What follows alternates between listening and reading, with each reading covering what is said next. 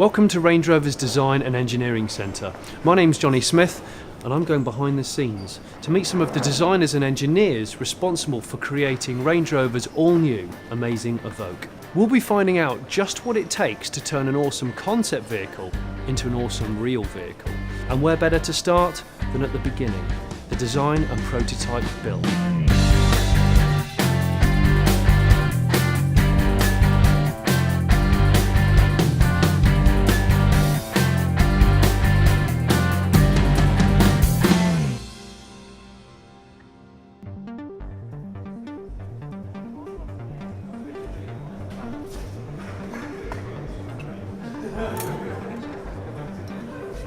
Wouldn't it be great if building a car was just a simple process of gluing a few bits together and then painting them in attractive colours? Unfortunately, it's a little bit more complicated than that. I'm reliably informed that you need the following: product strategy letters of authority, concept design investigations, see-through vision properties, program start milestones, virtual clinics, full-sized interior clay models, full-sized exterior clay models, go for one event, stop play.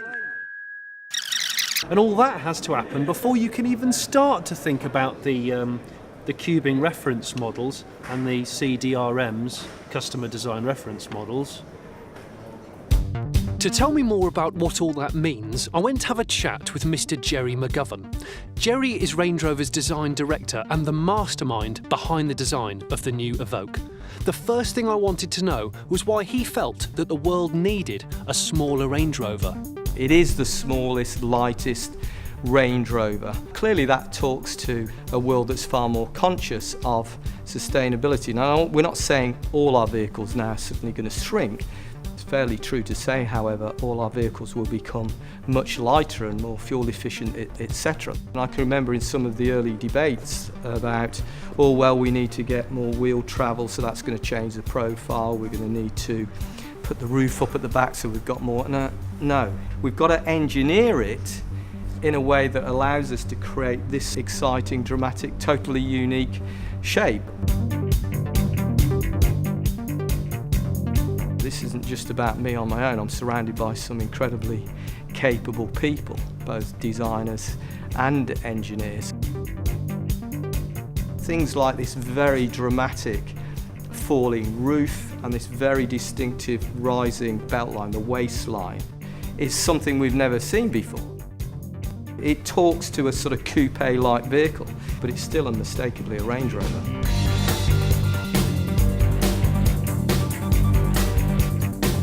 The inside of Range Rovers up till now has been very important. It's the cockpit, it's where you sit. Is this going to be very similar? It's going to have the DNA of the bigger brothers. This isn't supposed to be meant as an entry-level vehicle. This is somebody who wants Range Rover, who wants the qualities that are intrinsic to Range Rover, but they want it on a smaller scale.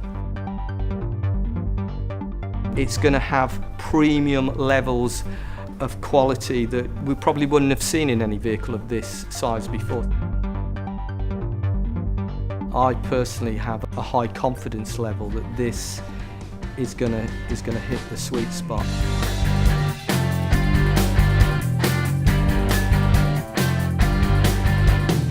I could have talked to Jerry all day, but he had to go to work on his next design masterpiece. So join me in part 2 as I have a nose around this huge design complex and find out why I'm wearing these.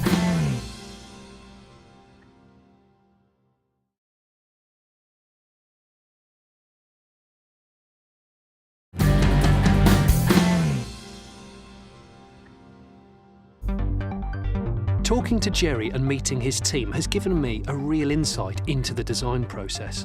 They start by creating these monster mood boards to feed their creativity before translating them as themes for interior and exterior mock-ups. The end result is a huge variety of different material crafted into a beautiful interior that is perfectly Range Rover.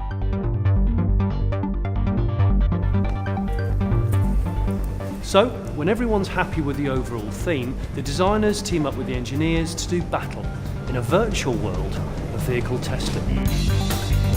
Life-size 3D virtual models are created and displayed on massive screens in this top-secret, highly sophisticated area known as the cave. Here the engineers and designers interact with the model, moving all around the vehicle, even opening virtual doors and windows as they carry out various calculations and simulations to give a precise picture of how they expect the vehicle to perform. But you know what? There's only so much you can do with virtual testing. At some point, before the car goes on sale, you have to make sure that all of those independent calculations work in the real world. And for that, you need to build a real car. And so some of the best engineers from Range Rover assemble in a top secret location to build more than 130 prototype vehicles. Now these are not the final cars, these are the butterflies of the car process, destined to live short but glorious lives as they're basically built to be destroyed. These brave vehicles are sent off all over the world to experience everything that nature and mankind can throw at them. But as these cars haven't been revealed to the public yet, each one needs to be camouflaged to stop those pesky spy photographers spoiling the surprise. Mind you, this being a Range Rover, even the camouflage is designer. Today has been a real eye-opener. I've discovered that it takes hundreds of designers and engineers working together as one big team to design and develop something as complex and desirable as the new Range Rover Evoque. There's no question that designing a car today, a desirable one at that, is met with a barrage of constraints. This is Range Rover's largest ever leap, yet smallest ever package, and one that's truly 21st century. If you thought you'd never buy a Range Rover, the Evoque is all out to change that.